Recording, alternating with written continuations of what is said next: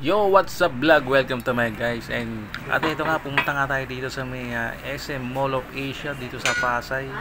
Hinanap natin yung SEC na store dito sa Mall of Asia. Itong bilihan ng mga SEC helmets, SEC top box.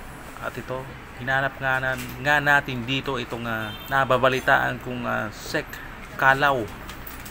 Marami siyang variety.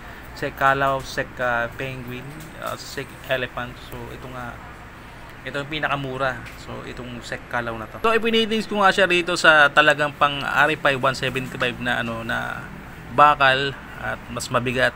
Yun nga, hindi sakto yung butas dito sa may malapit sa tail light. Pero doon yung sa dulo is sakto naman. So magkakaroon tayo ng modification. Mas gusto ko tong kalaw kaysa doon sa bakal kasi mas magaan tong kalaw at maporma, maganda siya tignan, unlike dito sa may sa may bakal. So ito na nga, napagdesisyon na natin at binili na nga natin to sa Shopee. Dahil sa Shopee lang to is 999 compare dito sa mga store nila is sa Mall of Asia is 1,850. So ang laki ng natipid natin ang laki ng na-menos natin. So mag-unboxing tayo rito. Ito yan.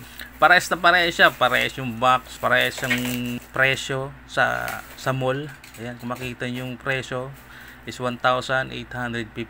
Baliktad pa yata tayo. Nakita ba? Nakita nyo ba? Minsan nga nakukonsensya ako. Nanligalig ako dun sa sa store sa Mall of Asia dun sa may SEC.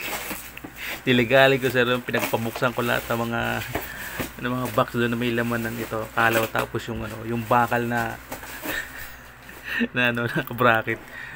Pinitings ko ron, nag-video ko ron, tapos hindi naman ako bibili. Bira kasi ang mahal napakamahal, 1,850. Samantalang sa Shopee is 999, 1,000 lang piso na lang, 1,000 lang. Ayan. Wala na pinagkaiba, yung karton parehas naman, yung karton, yung presyo parehas naman sa may Shopee.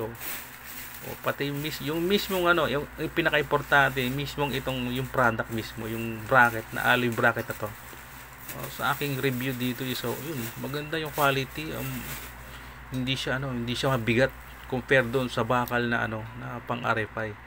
Yung talaga mararamdaman mo mabigat. So dito na lang ako sa Kalaw. Magaan na, tapos maganda pa. Di bali mag-modify tayo. So abangan nyo yung video natin pa sa pagmo-modify nito, sa paggapit sa RFI 175 natin.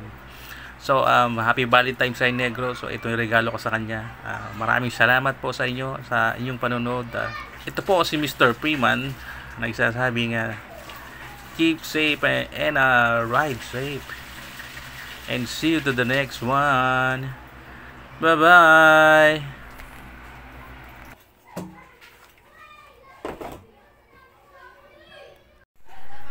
SEC alloy bracket, maganda, magaan, mura. Ayun, makapal. Kapal yung kanya mga parte, pati dun sa bolt installations niya. Ayun, napakakapal. Sulit na sulit po yung 999 pesos. 1,000. Ayan po siya. Ayan, ganyan po siya kaganda. Compare doon sa may sa bakal na version nito. Ito na lang kaysa doon. So, kung gusto niyo po na magpakabit din ng ganito, ayan, just send me message.